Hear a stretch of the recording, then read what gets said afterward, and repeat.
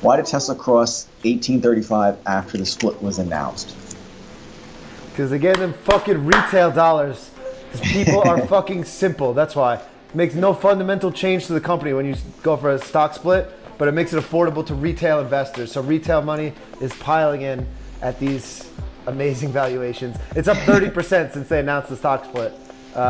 Unbelievable. But what I'm anticipating now is more companies to take this kind of blueprint, take this game plan, if you will. Why not? Popular companies like a Shopify. It's $1,000 now. Why not do a 5-to-1 split, make $200, 10-to-1 split, make $100, and then have the same exact thing happen? So why? It's because retail money is silly. Cannot agree more. And it's funny because in the past, typically, when the split was announced, typically the stock would kind of pull back a little bit until the split was announced, and that's usually when the retail money. Well, what's funny is because we saw Netflix and Apple do it so much in the past in our trading history, and they would wait for the split, and then it would fucking get pumped. But now, I mean, I don't know how that's such a catalyst. Crazy. Yeah, it's like it just is.